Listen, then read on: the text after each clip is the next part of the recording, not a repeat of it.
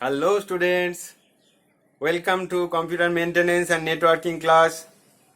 আজকের বিষয় data communication networking. বর্তমান সময়ে mobile, high speed internet, broadband, cloud computing, even আজকের এই অনলাইন ক্লাস এর কোনোটাই সম্ভব নয় ডেটা কমিউনিকেশন এবং নেটওয়ার্কিং ছাড়া। তোমরা যারা ভবিষ্যতে কম্পিউটার এক্সপার্ট হতে যাচ্ছ, এই ডেটা কমিউনিকেশন এবং নেটওয়ার্কিং এর পরিচালন ব্যবস্থাও তোমাদেরই সামলাতে হবে। ভবিষ্যতে এই ডেটা কমিউনিকেশন এবং নেটওয়ার্কিংকে ঠিকভাবে পরিচালিত করতে তোমাদের বেস এখন থেকেই খুব শক্ত হওয়া দরকার। তাই আজকের ক্লাসটি তোমাদের জন্য অত্যন্ত গুরুত্বপূর্ণ। So let's start. ডেটা কমিউনিকেশনের মূল উদ্দেশ্যই হলো মনের ভাব বা তথ্যের আদান প্রদান করা, বা তোমরা এটাকে বলতে পারো ইনফরমেশনের এক্সচেঞ্জ করা। তা মনের ভাব বা তথ্যের আদান প্রদান করতে গেলে আমাদের এমন কিছু শব্দ ইউজ করতে হবে যাতে আমার মনেও সেই শব্দটা যে ধরনের ইমেজ তৈরি করে, যার সাথে আমি আদান প্রদান করছি তার মনেও যেন সেই একই ধরনের ইমেজের তৈরি হয়। এই জন্য ছোটবেলা থেকে আমাদের বিভিন্ন বস্তুকে বিভিন্ন নামে চেনানো হয়। ছোটবেলা থেকে আমরা শিখেছি গাছ বলতে আমরা এরকম একটা কিছু চিন্তা আমাদের মাথায় আসে। আমাদের যদি কেউ বলে পাখি, আমাদের এরকম একটা চিন্তা মাথায় আসবে। আমাদের যদি কেউ বলে মোবাইল ফোন সম্বন্ধে এরকম একটা চিন্তা আসবে। আবার দেখো, সংখ্যার মধ্যে কেউ যদি বলে 6, আমাদের কাছে এরকম কোনো চিত্র মাথায় ফুটে উঠবে। তা এই যে ভিন্ন ভিন্ন শব্দর মাধ্যমে আমরা কোনো জিনিসকে চিনি বা প্রকাশ করি, সেইগুলোই আমাদের কাছে ডেটা। অর্থাৎ ডেটা হলো এমন জিনিস যা কোনো বস্তু বা বিষয়কে বোঝাতে আমাদের সাহায্য করে। এবার কোনো একটা বস্তু বা বিষয় দিয়ে কিন্তু আমাদের সম্পূর্ণ মনের ভাব প্রকাশ করা সম্ভব হয় না। তার জন্য আমাদের কি দরকার হয় না, ভিন্ন ভিন্ন ডেটাকে বা ভিন্ন ভিন্ন শব্দকে নির্দিষ্ট সজ্জায় বসিয়ে আমরা আমাদের মনের ভাব প্রকাশ করি। যেমন ধরো, আমাদের 6 টাকায় গাছে পাখি, তাকে দেব ধরে, মোবাইল বসে আছে দিলে। এই যে কথাটা বললাম, এই কথাটা শুনে তোমার মনে কি ভাব তৈরি হলো? তুমি কিছুই বুঝতে পারলে না। ফলে এটা কোনো মনের ভাব প্রকাশ হলো না। আমি আমার কোনো মনের ভাব তোমাকে জানাতে পারলাম না। কিন্তু আমার মনের ভাবটা কি ছিল না, আমাদের গাছে যে পাখি বসে আছে তাকে ধরে দিলে 6 টাকায় মোবাইল দেব। এটা ছিল আমার মনের ভাব। কিন্তু এই আগের যে ইনফরমেশনটা আমি দিলাম তাতে তোমাদের আমার মনের ভাবটা বোঝানো গেল না। কেন না, এগুলো প্রত্যেকেই এক একটা ডেটা। এই ডেটাগুলো এলোমেলো ভাবে বসে আছে, এবং এলোমেলো ভাবে বসে থাকাতে এ মনের ভাব সম্পূর্ণরূপে প্রকাশ করতে পারছে না। সুতরাং আমাদের ডেটা নির্দিষ্ট সজ্জায় বসে যদি মনের ভাব প্রকাশ করে, তবে তাকে আমরা বলি যে তথ্য বা ইনফরমেশন। তাহলে ইনফরমেশন কি না, ইনফরমেশন হচ্ছে একটা organised collection of data through which we could explain our thought. আমাদের মনের ভাব যার মাধ্যমে আমরা প্রকাশ করতে পারি, সেই নির্দিষ্ট অর্গানাইজেশনটাকেই আমরা বলি ইনফরমেশন। অর্থাৎ ডেটা ইনফরমেশনের একটা পার্ট, এবং এই ভিন্ন ভিন্ন ডেটা নিয়েই ইনফরমেশন তৈরি হয়, এবং যে ইনফরমেশনের মাধ্যমে আমরা কমিউনিকেট করতে পারি। এবার দেখা যাক এই কমিউনিকেশন এবং নেটওয়ার্কিং কি জিনিস। কমিউনিকেশন হচ্ছে সেই জিনিস যা এই মনের ভাবের আদান প্রদান করে। এই মনের ভাবের আদান প্রদান করাকেই বলা হয় কমিউনিকেশন বা কমিউনিকেট করা। আর নেটওয়ার্কিং কি না, এই আদান প্রদানের পদ্ধতিটাকে বলা হয় নেটওয়ার্কিং। এসো একটা উদাহরণ দেখে নিই। যে আমরা এই যে বললাম যে আমাদের গাছে যে পাখিটা বসে আছে তাকে ধরে দিতে পারলে 6 টাকায় মোবাইল দেব। এই মনের ভাবটা আমরা কিভাবে আদান প্রদান করছি? পাশের বাড়ির ছাদে আমার এক বন্ধু দাঁড়িয়ে রয়েছে, তাকে আমি চেঁচিয়ে বললাম যে এই আমার বাড়ির গাছে একটা পাখি বসে আছে, তাকে ধরে দিলে আমি 6 টাকায় আমার মোবাইলটা তোকে দিয়ে দেবো। এই যে মনের ভাবটা আদান প্রদান করলাম, এর মাধ্যম কি না, আমি মুখে যে শব্দটা করছি সেই শব্দটা এয়ারের মাধ্যমে ওয়েভ আকারে তার কানে গিয়ে পৌঁছচ্ছে এবং কান থেকে মস্তিষ্কে তার একটা অনুভূতি তৈরি করছে।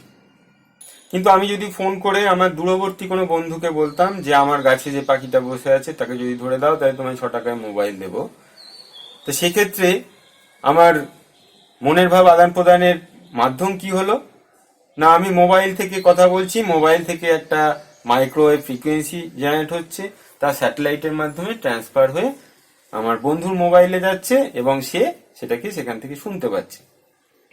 এই দুটো ক্ষেত্রেই একই মনের ভাব আদান প্রদান হলো, কিন্তু দুটোর মনের ভাব আদান প্রদানের মাধ্যম আলাদা হয়ে গেল, একটা ছিল বায়ু, একটা হয়ে গেল মাইক্রোওয়েভ। এবার দেখা যাক ডেটাকে কি করে রিপ্রেজেন্ট করা হয়, মানে বোঝানো হয়। ডেটা অর্থাৎ যার মাধ্যমে আমরা মনের ভাব প্রকাশ করি, সেইগুলোকে সাধারণত আমরা অক্ষরের মাধ্যমে, সংখ্যার মাধ্যমে, পিকচারের মাধ্যমে, অডিওর মাধ্যমে এবং ভিডিওর মাধ্যমে প্রকাশ করি। আমরা আমাদের মনের ভাব লিখে অক্ষরের মাধ্যমে জানাতে পারি। আমরা কোনো সংখ্যাকে বিভিন্ন চিহ্ন দিয়ে প্রকাশ করে মনের ভাব প্রকাশ করতে পারি। আমরা ছবি পাঠিয়ে সেই ছবির মাধ্যমেও বিভিন্ন জিনিসকে প্রকাশ করতে পারি। আমরা কথা বলছি, সেই কথাকে অডিও বলা হয়, সেই শব্দের মাধ্যমেও আমরা আমাদের মনের ভাব প্রকাশ করতে পারি।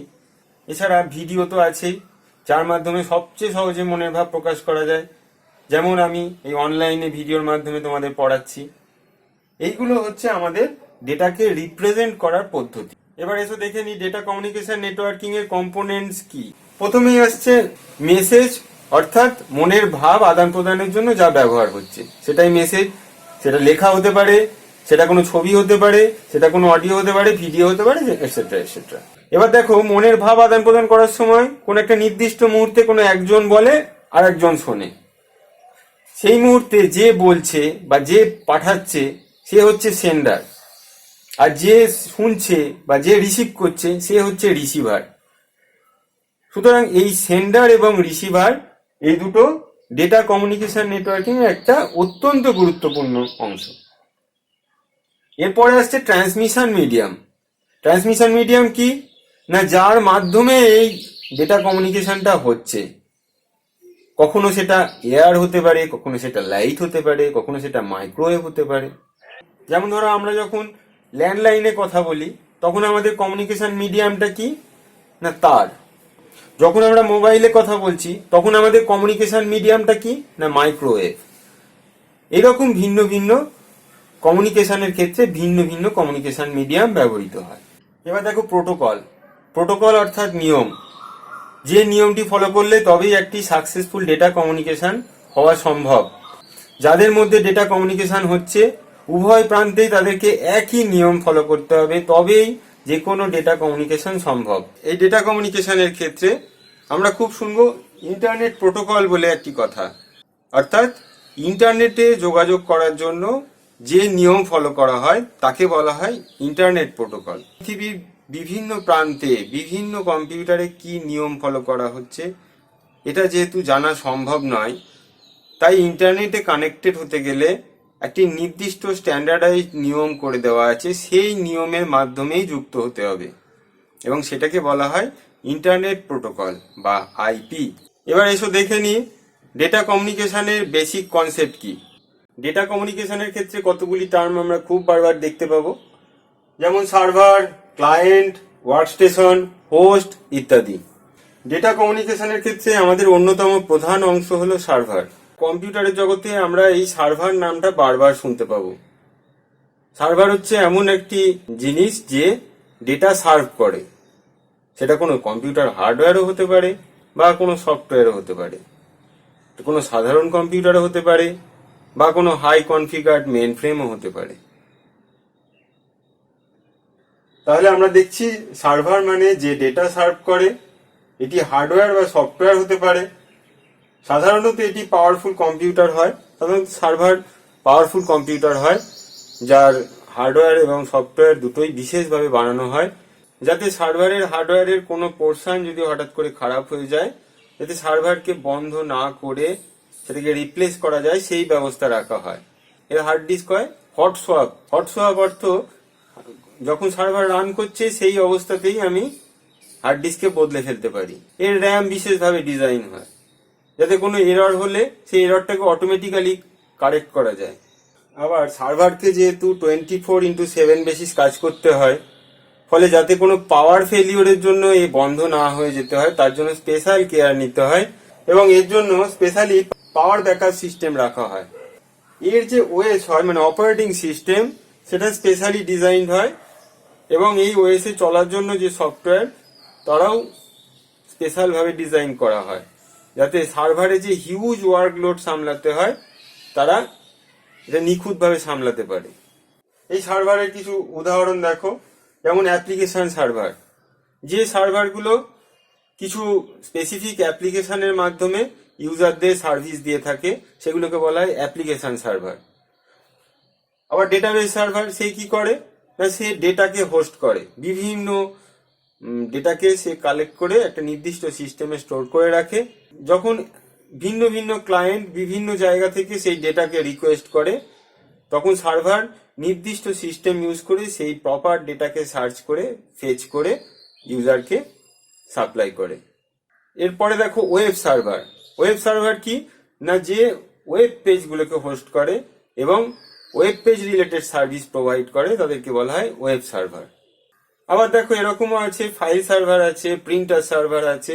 এগুলো সাধারণত কোনো অফিসে ভিন্ন ভিন্ন কম্পিউটার যারা নেটওয়ার্কে যুক্ত তারা স্পেসিফিক কিছু ফাইল এবং স্পেসিফিক কিছু ডিভাইস যেমন প্রিন্টার শেয়ার করতে পারে। এতে বিভিন্ন রিসোর্সগুলো অপটিমাইজড হয়। যে ফাইলগুলো বিভিন্ন জনের ইউজ হয় সেগুলোকে কোনো একটা নির্দিষ্ট জায়গায় স্টোর করে রাখা হয়, বিভিন্ন জন সেই রিকোয়েস্ট পাঠিয়ে সেই ফাইলগুলোকে অ্যাক্সেস করতে পারে। আবার প্রয়োজনে সেই ফাইল ওই সার্ভারে আপডেট হয়ে যায়। আবার হয়তো কোনো দামি প্রিন্টার আছে বা নর্মাল প্রিন্টারই আছে, সেই প্রিন্টার যাতে বিভিন্ন কম্পিউটার থেকে তাদের প্রয়োজন মতো প্রিন্ট আউট নিতে পারে সেইভাবে প্রিন্টারকে শেয়ার করার জন্য আমরা সার্ভারের ইউজ করি। এগুলো সাধারণত কোনো ছোট অফিসে বিভিন্ন রিসোর্সকে অপটিমাইজড ভাবে ইউজ করতে ব্যবহৃত হয়।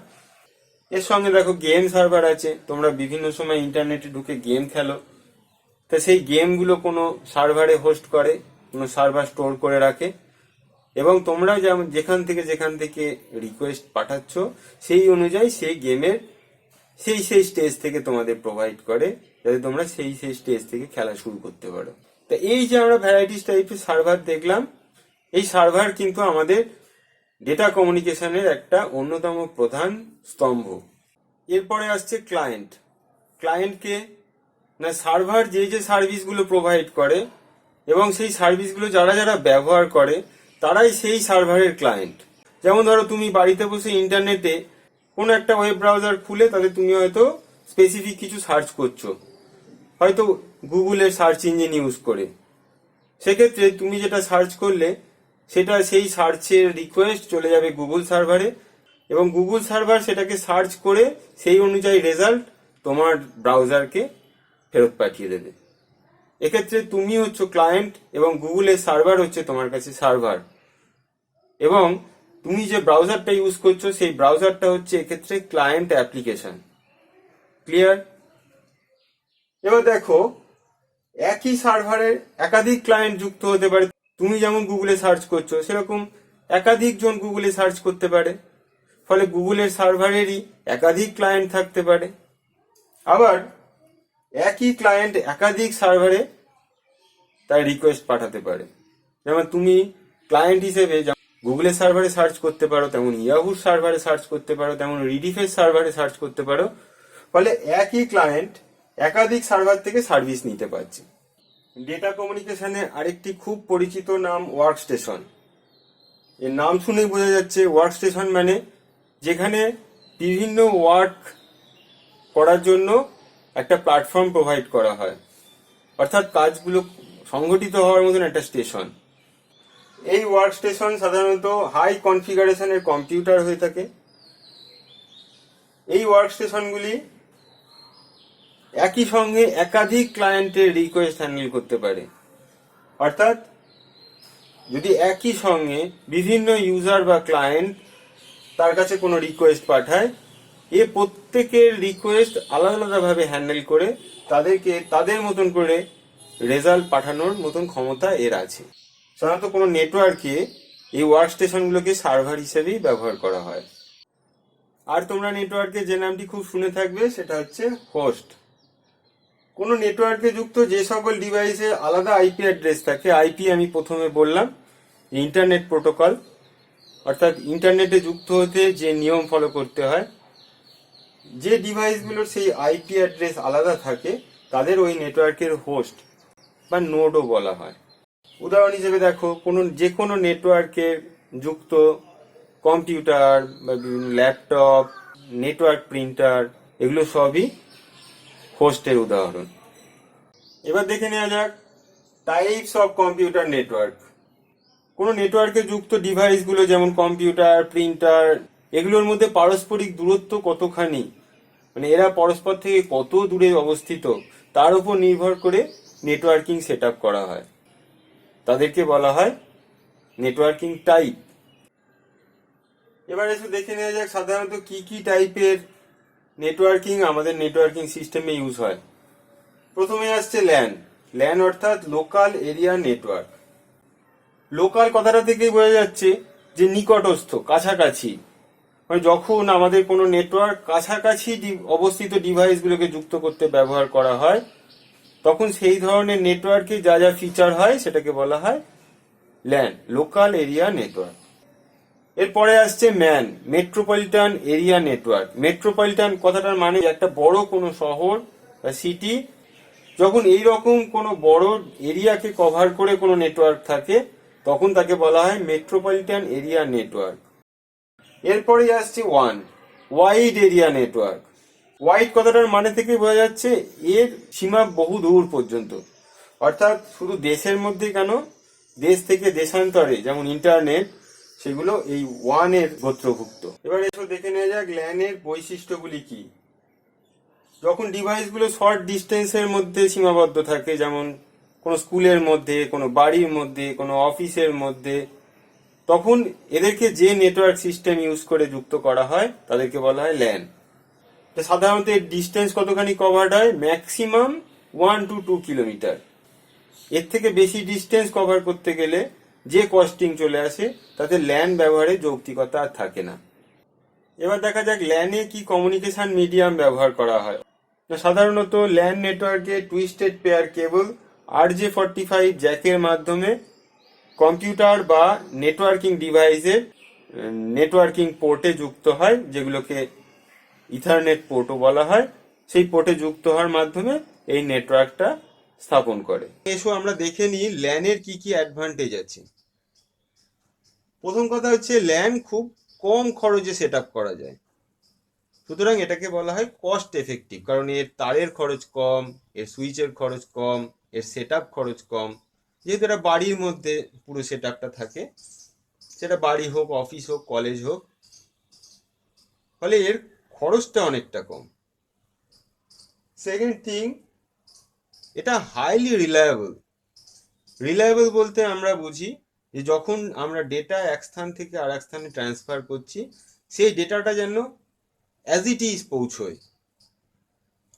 যখন আমরা খুব দূরবর্তী কোনো স্থানে ডেটা ট্রান্সফার করতে যাই তখন অধিকাংশ ক্ষেত্রেই ডেটা ডিস্টরশনের একটা প্রবলেম থাকে, ডেটা হ্যাকিং এর একটা প্রবলেম থাকে।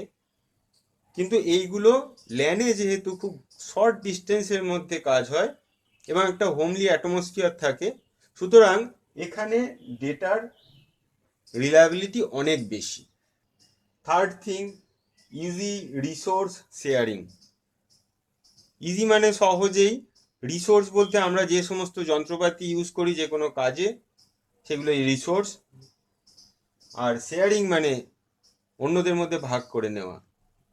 অর্থাৎ ল্যানের মাধ্যমে দূরবর্তী স্থানের কোনো রিসোর্স, যে ধরো তুমি কাজ করছো, তোমার কম্পিউটারে প্রিন্টার নেই, তোমার পাশের কোনো কম্পিউটারে প্রিন্টার আছে, তুমি এই ল্যানের মাধ্যমে ইজিলি নেটওয়ার্ক স্থাপন করে সেই প্রিন্টারের মাধ্যমে তুমি তোমার প্রিন্ট আউট নিতে পারো। এইগুলোকে বলা হয় রিসোর্স শেয়ারিং। চতুর্থ, addition of new node is easy. তার মানে যে যদি ধরো তোমার অফিসে বা বাড়িতে বা স্কুলে যে যে কম্পিউটারগুলো আছে বা যে প্রিন্টার আছে, তার সাথে তুমি কোনো নতুন কিছু যোগ করতে চাইছো, হয়তো আর একটা এক্সট্রা কম্পিউটার যোগ করছো বা একটা ল্যাপটপ যোগ করছো, সেটা এই ল্যানের ক্ষেত্রে খুব ইজি। পঞ্চম, fault detection is also easy. ল্যানে যুক্ত কম্পিউটারগুলো বা ডিভাইসগুলোর মধ্যে কোনোটাতে যদি কোনো প্রবলেম হয় বা ল্যানের কেবলের ইন বিটুইন কোথাও যদি কোনো প্রবলেম হয়, সেগুলোকে খুঁজে বার করতে এবং তাকে রিপেয়ার করাতে অনেক সহজ হয়। ল্যানকে আমরা কি কি কাজে ব্যবহার করব? সাধারণত যখন অফিস বা স্কুল বা কলেজের মধ্যে নেটওয়ার্ক থাকে, ল্যানের মাধ্যমে আমরা ফাইল বা প্রিন্টার, কোনো কম্পিউটারে বেশি হার্ড ডিস্ক আছে সেই হার্ড ডিস্কটা শেয়ার করা, এরকম কিছু কাজ আমরা ল্যানের মাধ্যমে করে থাকি। যখন অনেক বড় জায়গার মধ্যে নেটওয়ার্কিং স্থাপন করতে হয়, তখন যে ধরনের নেটওয়ার্কিং সিস্টেম ব্যবহৃত হয় তাকেই বলা হয় ম্যান। তোমরা দেখে থাকবে বিভিন্ন শহরে কেবল টিভির অফিসের সাথে বাড়ির টিভিগুলো যে সিস্টেমে যুক্ত থাকে সেই সিস্টেমটাকেই বলা হয় ম্যান। এর মাধ্যমে একটা বিরাট এরিয়াকে কভার করে নেটওয়ার্কিং করা যায়। যেমন কলকাতার কোনো কেবল টিভি নেটওয়ার্ক, বা তোমরা যে ব্রডব্যান্ড সিস্টেমের মাধ্যমে ইন্টারনেট কানেক্ট করো, সেগুলোও ম্যানেরই উদাহরণ। আচ্ছা, এই যে আমরা একটা বড় শহরের মধ্যে নেটওয়ার্কিং এ ম্যানের কথা বললাম, এর বদলে তো আমরা ল্যানও করতে পারতাম, কিন্তু না। কোনো ডিস্টেন্স 10 কিলোমিটার বা তার বেশি হয়ে যায়, তখন আমাদের ম্যানটাকে ইউজ করা অনেক বেশি যুক্তিযুক্ত, কারণ এতে আমাদের খরচ এবং সিগন্যাল স্ট্রেংথ সবই অনেক ভালো থাকে। ম্যান নেটওয়ার্কিংয়ে যে কেবল ইউজ করা হয় সেটা সাধারণত কোয়েক্সিয়াল কেবল হয়। কোয়েক্সিয়াল কেবলে আমরা পরে বিস্তারিতভাবে পড়ব। ম্যানের কি অ্যাডভান্টেজ? না, it can cover a large networking area. একটা বড় নেটওয়ার্ক এরিয়া, যেমন একটা শহর, বেশ কয়েকটা গ্রাম জুড়ে যে নেটওয়ার্ক করা সম্ভব, সেটাই ম্যানের মাধ্যমে হয়ে যায়।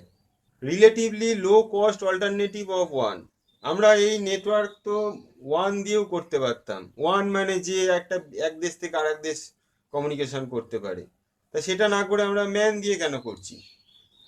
না, ওয়ান দিয়ে করতে গেলে যে ধরনের খরচ পড়বে একটা শহরের বিভিন্ন ডিভাইসগুলোকে কানেক্ট করতে, তার থেকে অনেক কম খরচে আমাদের এই ম্যান দিয়ে হয়ে যাবে।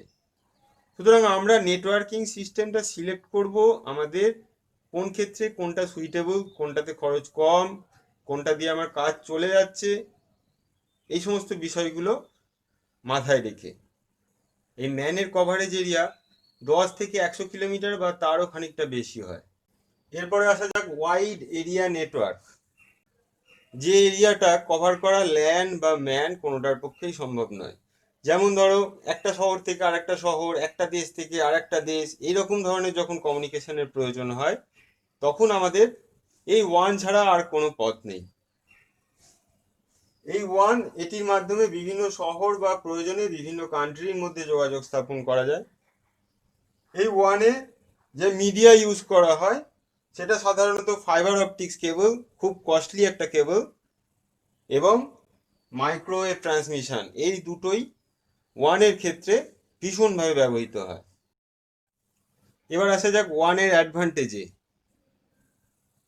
সে ডিভাইসগুলো যত ডিস্টেন্সেই থাকুক না কেন, এই নেটওয়ার্কিং সিস্টেমের মাধ্যমে সেগুলোকে কমিউনিকেট করানো সম্ভব, যেটা ল্যান বা ম্যানের পক্ষে সম্ভব ছিল না। কিন্তু ওয়ান দিয়ে তুমি এক শহর থেকে আরেক শহর, এক দেশ থেকে আরেক দেশ, যে কোনো ডিস্টেন্স কমিউনিকেট করতে পারো।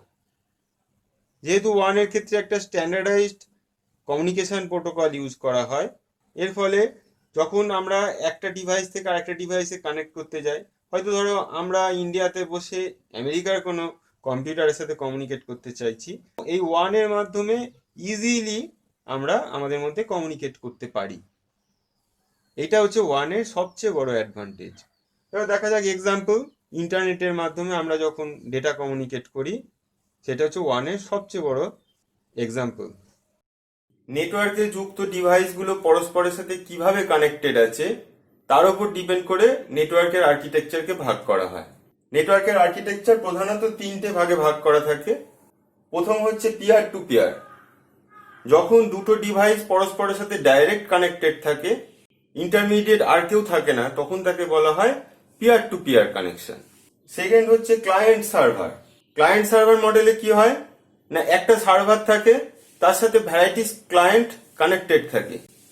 যদি কোনো সময় এক ক্লায়েন্টের সঙ্গে আরেক ক্লায়েন্টের যোগাযোগের প্রয়োজন হয় তখন তাকে থ্রু সার্ভার কানেক্টেড হতে হয়। সেই জন্য এই মডেলটাকে বলা হয় ক্লায়েন্ট সার্ভার মডেল। সাপোজ ধরো এই ক্লায়েন্টের সাথে যোগাযোগ করতে চায়, তখন একে সার্ভারকে রিকোয়েস্ট পাঠাতে হবে এবং সার্ভার সেটা এই ক্লায়েন্টকে ফরওয়ার্ড করবে। এই ক্লায়েন্টের রেসপন্স অনুসারে সেই রেসপন্সও আবার সার্ভারের কাছে আসবে এবং সেই যা রেসপন্স দিল সেটা এই ক্লায়েন্টের কাছে পাঠিয়ে দেওয়ার কাজও সার্ভারের। ক্লায়েন্ট সার্ভার মডেলে সার্ভারের রোলটা খুব বেশি থাকে। থার্ড হচ্ছে ডিস্ট্রিবিউটেড সিস্টেম। ডিস্ট্রিবিউটেড আর্কিটেকচারে একাধিক সার্ভার পরস্পরের সাথে যুক্ত থাকতে পারে। একটা ক্লায়েন্ট যখন আরেকটা ক্লায়েন্টের সঙ্গে কমিউনিকেট করতে চাইবে তখন তাকে কোন কোন সার্ভারের থ্রু দিয়ে যেতে হবে সেটা তার জানা থাকবে না। সেই পুরো রোলটাই কন্ট্রোল করবে এর ইন্টারমিডিয়েট যে সার্ভারগুলো থাকে। যেমন দেখো, এটা একটা ডিস্ট্রিবিউটেড সিস্টেমের একটা ছবি। এখানে কি এটা একটা সার্ভার, এটা একটা সার্ভার, এরকম একাধিক সার্ভারের মধ্যে থাকতে পারে। এই সার্ভারগুলোর সঙ্গে কানেক্টেড ক্লায়েন্টগুলো যখন পরস্পরের সাথে যুক্ত হতে চাইবে বা কোনো ডেটা রিকোয়েস্ট পাঠাবে তখন এই সার্ভারগুলোই ঠিক করবে যে কার থেকে কি ভাবে সে অন্য ক্লায়েন্টের সঙ্গে কমিউনিকেশন করবে।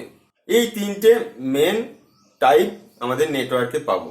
এবার এসো দেখি এই প্রত্যেকটি আলাদা আলাদা আর্কিটেকচারের কি অ্যাডভান্টেজ এবং ডিসঅ্যাডভান্টেজ আছে। প্রথমে আসা যাক peer to peer network. Peer to peer network কি জিনিস না, এই নেটওয়ার্কে যুক্ত যে কোনো দুটি ডিভাইস অপর কোনো ডিভাইসের মধ্যস্থতা ব্যতীত যখন পরস্পরের সঙ্গে যোগাযোগ করে তখন তাকে পিয়ার টু পিয়ার আর্কিটেকচার অন্তর্ভুক্ত করা হয়। অর্থাৎ কি বোঝা যাচ্ছে, এখানে নেটওয়ার্কিং করতে ইন্টারমিডিয়েট কোনো ডিভাইসের প্রয়োজন পড়ে না। এর অ্যাডভান্টেজ কি হয় না, এটা মোর সিকিউর, দুজনের মধ্যে কমিউনিকেশন হচ্ছে, মাঝখানে কেউ জানতে পারছে না। সেকেন্ড হচ্ছে নো নিড অফ সার্ভার। স্বাভাবিক, যখন দুটো ডিভাইস নিজেদের মধ্যে ডাইরেক্ট কমিউনিকেশন করতে পারছে তখন তো আর সার্ভারের প্রয়োজন পড়ছে না। সার্ভারের রোলই হচ্ছে যে দুজনের মধ্যে থেকে দুজনের মধ্যে একটা কমিউনিকেশন তৈরি করে দেওয়া। এই ধরনের কমিউনিকেশনে যা কিছুই হোক সার্ভারের থ্রু হতে হবে, ফলে সার্ভার জানবেই যে কি কাজ হচ্ছে। কিন্তু পিয়ার টু পিয়ার নেটওয়ার্কে এই ধরনের কোনো সার্ভারের প্রয়োজন পড়ে না। সার্ভার থাকতে পারে কিন্তু সেই সার্ভারের কোনো ইন্টারভেনশন লাগে না। লেটেস্ট টেকনোলজি, এই পিয়ার টু পিয়ারের ক্ষেত্রে ব্লক চেন বলে একটা লেটেস্ট টেকনোলজি ইউজ হচ্ছে বর্তমানে, যেটা মোর সিকিউর। পিয়ার টু পিয়ার নেটওয়ার্কের সবচেয়ে উৎকৃষ্ট উদাহরণ হচ্ছে টরেন্ট। এবার ধরো তুমি একটা কোনো ফাইল ডাউনলোড করতে চাইছো, তুমি টরেন্টের মাধ্যমে সেটা সার্চ করলে টরেন্ট তোমায় দেখিয়ে দিল সেই ফাইলটা এই মুহূর্তে কোন কোন কম্পিউটারে অ্যাভেলেবল রয়েছে যারা নেটওয়ার্কে অলরেডি কানেক্টেড। এবার তুমি সেটা ডাউনলোড করতে দিলে সেখান থেকে ওই কম্পিউটার থেকে তোমার কম্পিউটারে এটা ডাউনলোড হয়ে গেল। এবার যে মুহূর্তে ডাউনলোড কমপ্লিট হলো তখনই তুমিও আরেকজন হয়ে গেলে যে যার কম্পিউটারে এটা অ্যাভেলেবল আছে। তুমি যতক্ষণ নেটওয়ার্কে কানেক্টেড থাকবে, টরেন্ট অন্য কেউ যদি ওই ফাইলটা সার্চ করে, তোমার থেকে তার কাছে যাওয়ার যদি সুবিধাজনক কোনো পথ থাকে, শর্টেস্ট ডিস্টেন্স পাথ থাকে বা তাড়াতাড়ি পৌঁছানোর কোনো উপায় হয়, তাহলে টরেন্ট তোমার কম্পিউটার থেকেও সেই ডেটাটাকে আপলোড করা শুরু করবে এবং অন্যজন সেটা পাবে। এইভাবে ক্রমশ টরেন্টের ডিস্ট্রিবিউশন বেড়ে যায় এবং টরেন্টের মাধ্যমে আমরা অনেক ইজিলি বিভিন্ন ফাইল পেয়ে যাই। মোট কথা, এই পিয়ার টু পিয়ার নেটওয়ার্ক সবচেয়ে সিকিউর নেটওয়ার্ক এবং এর মাধ্যমে কমিউনিকেশন সবচেয়ে সুন্দরভাবে করা যায়। এবার দেখে নেওয়া যাক ক্লায়েন্ট সার্ভার আর্কিটেকচার মডেল। আমরা আগেও আলোচনা করেছি যে ক্লায়েন্ট সার্ভার আর্কিটেকচার মডেলে একটা সার্ভার সেন্ট্রাল থাকে যার মাধ্যমে বিভিন্ন ক্লায়েন্ট যুক্ত থাকে। কোনো ক্লায়েন্ট যদি কোনো রিকোয়েস্ট পাঠায় সেটা প্রথমে সার্ভারের কাছে যাবে এবং সার্ভার ঠিক করবে সেটা কার কাছে পাঠানো হবে। যদি যে তথ্য ক্লায়েন্ট চাইছে সার্ভারের কাছে সেটা থাকে তাহলে সার্ভার নিজেই সেটাকে ক্লায়েন্টকে সার্ভ করবে। আবার যদি কোনো ক্লায়েন্ট চায় যে সে সার্ভারের থ্রু দিয়ে আর একটা ক্লায়েন্টের সাথে যুক্ত হবে, এই মডেলে সেটাও সম্ভব। নেটওয়ার্কিংয়ে এই মডেলটাই সবচেয়ে বেশি ব্যবহৃত হয়। এবার আসা যাক ক্লায়েন্ট সার্ভার আর্কিটেকচারের অ্যাডভান্টেজগুলো কি কি। ক্লায়েন্ট সার্ভার আর্কিটেকচারে যেহেতু ইন্টারমিডিয়েটারি হিসেবে একটা সার্ভার থাকে এবং সেই সার্ভার যেহেতু একটা হাই স্পিড কম্পিউটার হয়, এখানে ডেটা কমিউনিকেশন অনেক বেশি ফাস্ট হয়। কোনো ক্লায়েন্ট যে রিকোয়েস্ট পাঠায়, সার্ভার ভেরি ফাস্ট সেটাকে প্রসেস করে আবার রেজাল্ট ক্লায়েন্টকে ফেরত পাঠিয়ে দেয়। সুতরাং এটা খুব ফাস্ট একটা আর্কিটেকচার। দ্বিতীয়, যেহেতু মাঝখানে সার্ভার থাকে, কোনো ইলিগাল অ্যাক্সেস, কোনো আনঅথরাইজড অ্যাক্সেস এই নেটওয়ার্কের মাধ্যমে করা সাধারণত সম্ভব হয় না, কারণ সার্ভার সেই অ্যাক্সেসগুলোকে রেস্ট্রিক্ট করে দিতে পারে। সার্ভারে যে সফটওয়্যারগুলো ইনস্টল করা হয়, সেই সফটওয়্যারের মাধ্যমে যদি কেউ চায় যে এর সাথে কমিউনিকেট করতে পারবে না, এই ফাইল অ্যাক্সেস করা যাবে না, বা একে এই অবধি রোল দেয়া থাকবে, এর বাইরে অন্য কাজ করতে পারবে না, সেগুলো সব এই মডেলের মাধ্যমে করা সম্ভব। উদাহরণ হিসেবে তোমরা দেখতে পারো যে কোনো বিল্ডিং এর মধ্যে নেটওয়ার্ক যেখানে সার্ভার ইনস্টল আছে, যেমন স্কুল, অফিস, এরকম ধরনের যে নেটওয়ার্ক তোমরা দেখতে পাবে, সেগুলো সবই এই ক্লায়েন্ট সার্ভার মডেলে কাজ করে। এছাড়াও নেটওয়ার্কের আরো বিভিন্ন ক্ষেত্রেও এই ক্লায়েন্ট সার্ভার আর্কিটেকচারকে ব্যবহার করা সম্ভব। এবার এসে দেখে নি নেটওয়ার্ক আর্কিটেকচারের সবচেয়ে এফেক্টিভ, সবচেয়ে অ্যাডভান্স এবং কাজের জগতে সবচেয়ে বেশি ব্যবহৃত যে নেটওয়ার্ক আর্কিটেকচার, অর্থাৎ ডিস্ট্রিবিউটেড নেটওয়ার্কিং আর্কিটেকচার। এই আর্কিটেকচারে কি হয় যে কতগুলো অটোনোমাস কম্পিউটার, অটোনোমাস মানে কি, যে যারা নিজেরাই স্বয়ংসম্পূর্ণ, তারা নিজেরা ডেটা স্টোর করতে পারে, ডেটা শেয়ার করতে পারে, অন্যজনকে সার্ভ করতে পারে। যেমন ধরো সার্ভার, কোনো high end computer, stand alone computer, যে কোনো কিছু যারা নিজেরাই স্বয়ংসম্পূর্ণ, তাদের মধ্যে যখন আমরা কোনো নেটওয়ার্কিং করি, collection of autonomous computers connected through network, কোনো নেটওয়ার্কের মাধ্যমে যখন কানেক্টেড করা আছে, কেন না এরা যাতে এদের প্রয়োজনীয় কোনো ডেটা পরস্পরের মধ্যে শেয়ার করতে পারে এবং রিসোর্স শেয়ার করতে পারে। এই ডিস্ট্রিবিউটেড নেটওয়ার্ক আর্কিটেকচার শিখতে গেলে আমাদের প্রথমেই একটা উদাহরণ খুব ভালো করে বুঝে নেওয়া দরকার। ক্লাস 11-এ তোমাদের আমি ইমেল করা শিখিয়েছি। সেই ইমেল করতে গিয়ে তোমাদের একটা ইমেল আইডি বানাতে হয়েছিল, মনে আছে? সেই ইমেল আইডি তোমরা গুগলে বানিয়েছিলে। আর যে সমস্ত স্টুডেন্টদের এখনো গুগলে ইমেল আইডি নেই, তারা কিন্তু গুগলে অবশ্যই একটা ইমেল আইডি খুলে রেখো।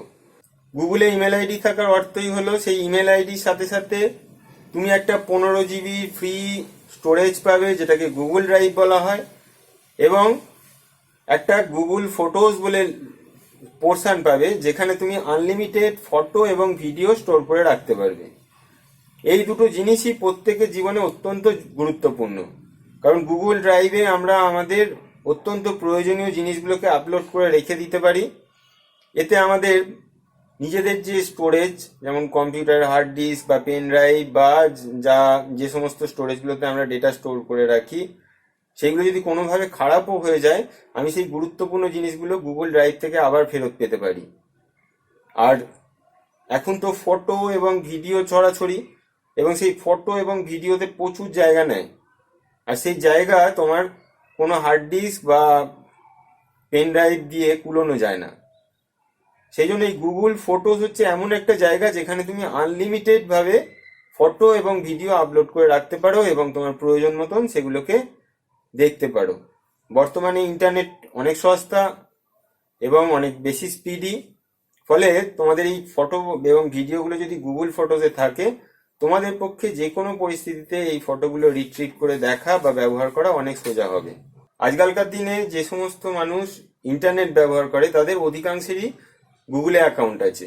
এই গুগলে অ্যাকাউন্ট থাকার ফলে অধিকাংশ মানুষই ফোন থেকে হোক, কম্পিউটার থেকে হোক, তাদের দরকারি ডেটা গুগল ড্রাইভে তুলে রাখে এবং তাদের প্রয়োজনীয় ফটো, ভিডিও ইত্যাদি সব গুগল ফটোতে তুলে রাখে। এই যে প্রত্যেক দিন লক্ষ লক্ষ কোটি কোটি জিবি ডেটা বিভিন্ন মানুষ আপলোড করছে, গুগল এইগুলোকে একটা নির্দিষ্টভাবে ক্যাটেগরাইজ করে। কিভাবে না, দেখা যায় যে মানুষ সাধারণত যে ফাইলগুলো আপলোড করে বা স্টোর করে রাখে, বা যে ফটোগুলো আপলোড করে বা যে ভিডিওগুলো আপলোড করে, তাদের মধ্যে খুব সীমিত সংখ্যক জিনিসই সে রেগুলার বেসিস ব্যবহার করে এবং বাকিগুলো সে খুব ক্বচিৎ কখনো ব্যবহার করে। এবার গুগল এই ডেটাগুলো স্টোর করার জন্য সারা পৃথিবীতে বিভিন্ন লোকেশনে তাদের সার্ভার ইনস্টল করে রেখেছে, বা অন্য কারোর সঙ্গে কোলাবরেট করে তাদের সার্ভার ইউজ করছে। এবার তুমি ধরো পশ্চিমবঙ্গ থেকে তোমার ডেটাকে গুগল ফটোজ বা গুগল ড্রাইভে আপলোড করেছো, সেই ডেটাগুলো গুগল নিয়ে তোমার নিয়ারেস্ট যে গুগল সার্ভার আছে সেখানে ইনিশিয়ালি আপলোড করবে। তুমি এরকম আপলোড করতেই থাকছো, গুগল দেখবে যে তুমি এই যে ডেটাগুলো আপলোড করলে বা এই যে ফটো বা ভিডিওগুলো আপলোড করলে এগুলোর মধ্যে কোনগুলো তুমি ফ্রিকুয়েন্ট ইউজ করো আর কোনগুলো করো না, কোনগুলো রেয়ারলি ইউজ করো। যেগুলো তুমি ফ্রিকুয়েন্ট ইউজ করো সেইগুলো সবসময় তোমার নিয়ার লোকেশনের সার্ভারেই স্টোর রাখবে, আর বাকি যেগুলো তুমি রেয়ারলি ইউজ করো সেইগুলো গুগল দেখবে যে গুগলের পৃথিবীর আর কোন কোন প্রান্তের কোন কোন সার্ভারে ডেটা স্পেস বেশি আছে। ও কি করবে, সেই ফাইলগুলোকে সেই সার্ভারে বা স্টোরেজে ট্রান্সফার করতে থাকবে। কিন্তু তুমি যেহেতু এগুলো রেয়ারলি ইউজ করো, তোমার ক্ষেত্রে এটা কোনো ম্যাটার করবে না। এবার ধরো কোনো সময় তুমি তোমার রেয়ারলি ইউজ করা যে ফাইলগুলো তুমি যদি অ্যাক্সেস করতে চাও, তুমি দেখবে অনেক স্লো খুলছে কম্পেয়ার টু তুমি রেগুলার বেসিস যে ফাইলগুলো ইউজ করো।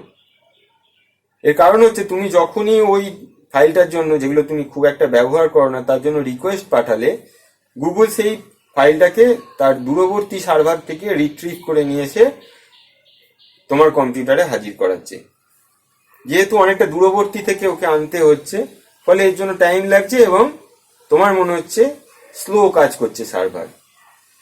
আবার ধরো তুমি এই ওয়েস্ট বেঙ্গল থেকে কোনো জায়গায় বেড়াতে গেছো বা কাজের জন্য গেছো, সেটা ভারতের অন্য কোনো প্রান্ত হতে পারে বা পৃথিবীর অন্য কোনো প্রান্ত হতে পারে। সেখান থেকেও তুমি যখন তোমার গুগলে লগ ইন করার পর এই সমস্ত ডেটাগুলোকে অ্যাক্সেস করতে যাবে, দেখবে প্রথমে কেমন স্লো হচ্ছে। কারণ গুগল করবে কি, এই ফাইলগুলোকে তুমি সেই মুহূর্তে যেখানে রয়েছো তার নিয়ারেস্ট লোকেশনের সার্ভারে কপি করবে। তাহলে এই কপি হওয়ার জন্য একটা নির্দিষ্ট সময় লাগবে এবং তোমার মনে হবে সার্ভারটা স্লো কাজ করছে। এই যে গুগল তোমার ফাইলগুলোকে বিভিন্ন জায়গায় ছড়িয়ে রাখছে এবং তোমার প্রয়োজন মতন তোমাকে প্রোভাইড করছে, এটা কিন্তু তুমি বুঝতে পারছো না। তুমি বরঞ্চ দেখছো স্পিডের কিছু হেরফের হচ্ছে, কিন্তু এতে বেশ কয়েকটা লাভ হচ্ছে। প্রথমত, তুমি পৃথিবীর যে কোনো লোকেশন থেকে তোমার ডেটাকে অ্যাক্সেস করতে পারছো, সেখানে ইন্টারনেট কানেকশন থাকলেই তুমি তোমার ডেটাকে অ্যাক্সেস করতে পারবে। দ্বিতীয়ত, তোমার ডেটা বিভিন্ন জায়গায় কপি হয়ে থাকাতে গুগলের কোনো সার্ভার যদি কোনো সময় খারাপ হয়ে যায় বা কোনো স্টোরেজ খারাপ হয়ে যায়, তুমি কিন্তু তোমার ডেটাকে ঠিকই ফেরত পাবে, কারণ সেই ডেটাগুলোকে মাল্টিপল কপি করে বিভিন্ন সার্ভারে স্টোর করে রাখা আছে। অর্থাৎ গুগলের এই যে ডেটা স্টোরেজ আর্কিটেকচারটা তোমরা দেখলে, এই আর্কিটেকচারটাকেই আসলে বলা হয় ডিস্ট্রিবিউটেড নেটওয়ার্ক আর্কিটেকচার। এবার এসো দেখি এই নেটওয়ার্ক আর্কিটেকচারের কি কি লাভ। প্রথম হচ্ছে ট্রান্সপারেন্সি। তোমার ফাইল ঠিক কোথায় স্টোর হয়ে রয়েছে সেটা কিন্তু তুমি কখনোই বুঝতে পারবে না। তোমার মনে হবে তোমার ফাইল তোমার নিয়ারেস্ট কোনো লোকেশনেই স্টোর হয়ে আছে বা কোনো একটা লোকেশনে স্টোর হয়ে রয়েছে, কিন্তু আসলে তা নেই। তোমার ফাইল, তোমার ডেটাগুলো বিভিন্ন জায়গায় পৃথিবীর বিভিন্ন লোকেশনে ডিস্ট্রিবিউটেড ভাবে স্টোর করে রাখা আছে, কিন্তু সেটা তুমি বুঝতে পারছো না। এটাকেই বলা হয় ট্রান্সপারেন্সি। ডিস্ট্রিবিউটেড নেটওয়ার্ক আর্কিটেকচারে এই যে ডেটাগুলো বিভিন্ন জায়গায় স্টোর করা থাকে ডিস্ট্রিবিউটেড ভাবে, অর্থাৎ বিভিন্ন সার্ভার তাদের যে রিসোর্সগুলো, যেমন storage, processor capacity, server speed etcetera etcetera, সব শেয়ার করতে পারে। এটাকেই বলা হয় রিসোর্স শেয়ারিং। তৃতীয় হচ্ছে ফল্ট টলারেন্স। তোমরা তো জানোই যে সার্ভারকে 24x7 অর্থাৎ 24 ঘন্টা 7 দিন নিরবিচ্ছিন্নভাবে কাজ করতে হয়। যে কোনো মুহূর্তে সার্ভার যদি স্টপ হয় তাহলে বিভিন্ন জায়গার কাজের ব্যাপক রকম ক্ষতি হওয়ার সম্ভাবনা থাকে। সেই জন্য সার্ভারকে কখনো স্টপ করানো যায় না, এবং এই স্টপ যাতে না হয় সার্ভার, তার জন্য বিভিন্ন প্রোটেক্টিভ মেজার নেওয়া হয়। তাই প্রোটেক্টিভ মেজারের মধ্যেই পড়ে power backup, hard disk hot swap, মানে হার্ড ডিস্ক কম্পিউটার চলতে চলতেই তুমি হার্ড ডিস্ক যদি খারাপ হয়ে যায় হার্ড ডিস্ককে বদলাতে পারবে। এরকম বেশ কিছু প্রোটেক্টিভ মেজার নেওয়া থাকে যাতে সার্ভার 24x7 চলতে কোনো রকম অসুবিধা না হয়। ফোর্থ হচ্ছে ইজি ইনফরমেশন শেয়ারিং। অর্থাৎ তুমি দেখো তোমার যে ফাইলগুলো তুমি এখন স্টোর করে রেখেছো, তুমি বেড়াতে গিয়ে হোক, তুমি পড়তে গিয়ে হোক, তুমি কাজের জন্য গিয়ে হোক, তুমি পৃথিবীর যে কোনো প্রান্ত থেকেই সেই ফাইলগুলোকে শেয়ার করে নিতে পারছো, বা তোমার কোনো বন্ধুকে সেই ফাইলগুলোকে শেয়ারও করে দিতে পারছো। গুগল ফটোস থেকে, গুগল ড্রাইভ থেকে ডেটা শেয়ার করা অনেক সহজ, যেমন তোমরা হোয়াটসঅ্যাপ ফেসবুকে করে থাকো, সেরকম গুগল ফটোস গুগল ড্রাইভ থেকেও আমরা বিভিন্ন জায়গায় ডেটাকে শেয়ার করতে পারি। গুগল ফটোস থেকে, গুগল ড্রাইভ থেকে আমরা হোয়াটসঅ্যাপ, ফেসবুক, ইমেল যে কোনো কিছুতে আমরা আমাদের ডেটাগুলোকে শেয়ার করে দিতে পারি। ফলে ডেটা শেয়ারিং এখানে অনেক ইজি। ফিফথ হচ্ছে রিলায়েবিলিটি। ডিস্ট্রিবিউটেড নেটওয়ার্কিং সিস্টেমে যেহেতু ডেটা মাল্টিপল লোকেশনে কপি হয়ে থাকে, বিভিন্ন সার্ভারে তার এক একটা করে কপি থাকে, অর্থাৎ আমরা যে ডেটাগুলো ডিস্ট্রিবিউটেড সিস্টেমে স্টোর করি সেইগুলো অনেক বেশি reliable compare to other architecture. ষষ্ঠত অ্যাভেলেবিলিটি, যেটা আমি বললাম, তোমরা একটা কোনো নির্দিষ্ট লোকেশন থেকে ফাইলগুলোকে গুগলে আপলোড করছো, আবার তোমরা বেড়াতে গিয়ে হোক, পড়তে গিয়ে হোক, কাজের জন্য গিয়ে হোক, তোমরা সেই ফাইলগুলোকে রিট্রিভ করে নিতে পারছো। অর্থাৎ তোমার যে ডেটা এই ডিস্ট্রিবিউটেড ভাবে থাকার জন্য তোমার কাছে ইজিলি অ্যাভেলেবল। সপ্তম হচ্ছে স্পিড আপ। ওয়েস্ট বেঙ্গলে তোমার বাড়ির থেকে বা তোমার স্কুল থেকে তুমি ডেটাগুলো যা আপলোড করে রেখেছো, তুমি যেখানে বেড়াতে গেলে, সে ভারতের অন্য কোনো প্রান্ত হোক বা পৃথিবীর অন্য কোনো প্রান্ত হোক, প্রথমবার খুলতে গিয়ে দেখলে হয়তো একটু স্লো আসছে, কিন্তু পরবর্তীতে তুমি সেখান থেকে আবার যখন অ্যাক্সেস করবে তখন দেখবে আবার অ্যাজ ইট ইজ যেমন তোমার কাছে আসে তেমন ভাবেই আসছে। অর্থাৎ ডিস্ট্রিবিউটেড নেটওয়ার্ক সিস্টেমে স্টোর করা ডেটাগুলোকে ইউজ করে কোনো কাজ করা অনেক বেশি ফাস্ট, অর্থাৎ তোমার কাজের স্পিড অনেক বেশি বাড়িয়ে দেয় এই ডিস্ট্রিবিউটেড নেটওয়ার্কিং আর্কিটেকচার। কিন্তু এই distributed networking architecture set up করা যথেষ্ট কস্টলি, এবং সত্যি সত্যি ডিস্ট্রিবিউটেড নেটওয়ার্ক আর্কিটেকচার খুব কম সংস্থারই আছে। এই ডিস্ট্রিবিউটেড নেটওয়ার্ক আর্কিটেকচার অ্যাপ্লিকেশনও অন্যান্য নেটওয়ার্কের মতনই। অন্যান্য নেটওয়ার্কে যেমন ফাইল শেয়ারিং, রিসোর্স শেয়ারিং ইত্যাদির জন্য নেটওয়ার্কিং করা হয়, সেরকম এই ডিস্ট্রিবিউটেড নেটওয়ার্কেও তাই। কিন্তু ডিস্ট্রিবিউটেড নেটওয়ার্কিং আর্কিটেকচারে এই সমস্ত শেয়ারিংগুলো অনেক বেশি ইজি হয় এবং অনেক বেশি সিকিউর, রিলায়েবল ভাবে করা যায়। এবার আসা যাক ডেটা ট্রান্সমিশন টাইপস, অর্থাৎ ডেটা ট্রান্সমিশন কি কি ভাবে হয়ে থাকে। প্রথমেই দেখো সিমপ্লেক্স। এই সিমপ্লেক্স ট্রান্সমিশন টাইপ, এই টাইপের বৈশিষ্ট্য কোনো একদিক থেকেই শুধু ডেটা অপর প্রান্তে পাঠানো সম্ভব। যেমন তোমরা দেখবে যে টিভি স্টেশন, রেডিও স্টেশন থেকে কোনো প্রোগ্রাম বিভিন্ন টিভিতে পৌঁছে দেওয়া সম্ভব, বিভিন্ন রেডিওতে পৌঁছে দেওয়া সম্ভব, কিন্তু উল্টোভাবে বিভিন্ন রেডিও বা টিভির মাধ্যমে রেডিও স্টেশনে কোনো কিছু পাঠানো সম্ভব হয় না। যেগুলোই একমুখী ট্রান্সমিশন সেগুলোকেই সিমপ্লেক্স পর্যায়ভুক্ত করা হয়। সেকেন্ড হচ্ছে হাফ ডুপ্লেক্স। কোনো একটা নির্দিষ্ট মুহূর্তে যে কোনো দুটো কমিউনিকেটিং ডিভাইসের মধ্যে কেউ একজন সেন্ড করতে পারে এবং অপরজন রিসিভ করতে পারে, একই সঙ্গে দুজনেই সেন্ড বা রিসিভ করতে পারে না। এর উদাহরণ হচ্ছে তোমরা যখন ট্রেনে যাও দেখবে গার্ডের কাছে এবং ড্রাইভারের কাছে দুটো ফোনের মতন ডিভাইস থাকে। তারা কেউ একজন একদিক থেকে কথা বলার পর বলে ওভার, এবং অপরজন তখনই কথা বলতে পারে। এই ওয়াকি টকি হচ্ছে হাফ ডুপ্লেক্সের উৎকৃষ্ট উদাহরণ। তৃতীয় এবং শেষ হচ্ছে ফুল ডুপ্লেক্স। এই ফুল ডুপ্লেক্স সিস্টেমে দুটো কমিউনিকেটিং ডিভাইস একই সঙ্গে উভয় প্রান্ত থেকেই ডেটা ট্রান্সমিট এবং রিসিভ দুই করতে পারে। এর সবচেয়ে ভালো উদাহরণ হচ্ছে ফোন। ফোনের মাধ্যমে যেরকম আমরা একই সঙ্গে দুদিক থেকেই কথা বলা এবং শোনা করতে পারি, এই ফুল ডুপ্লেক্স সিস্টেমেও সেই একই কাজ হয়, অর্থাৎ ফোন ফুল ডুপ্লেক্স সিস্টেমেই কাজ করে। নেটওয়ার্কিং এর প্রয়োজন অনুসারে কখন কোন আর্কিটেকচার ব্যবহার করা হবে তা ডিপেন্ড করে। ভোকেশনাল ক্লাস 12 এর কম্পিউটার মেইনটেনেন্স অ্যান্ড নেটওয়ার্কিং এর সিলেবাসের লিঙ্ক আমি নিচে দিয়ে দিলাম, ডাউনলোড করে নিও। ডেটা কমিউনিকেশন নেটওয়ার্কিং এর ওপর কোনো ভালো রেফারেন্স বই জোগাড় করো। সবচেয়ে ভালো হয় তোমাদের সিলেবাসের ওপর বই দোকান থেকে কিনে নাও, এতে তোমাদের পরীক্ষার সময়ও খুব হেল্প হবে। আর এই ভিডিওটাকে বারবার করে দেখো, কোনো প্রশ্ন থাকলে আমাকে নিচে কমেন্ট করে জানাও। পরবর্তী ক্লাসের ইনফরমেশন পেতে তোমরা নিচে সাবস্ক্রাইব বাটন যদি এখনো লাল হয়ে থাকে তাহলে তার উপর ক্লিক করো এবং পাশের বেল আইকনটাতে ক্লিক করে দাও, যাতে আমি নেক্সট ক্লাসটা রিলিজ করলেই তোমরা সেইটা পেয়ে যাও। পরবর্তী ক্লাস শুরু পর্যন্ত খুব মন দিয়ে পড়াশোনা করো। Best of luck.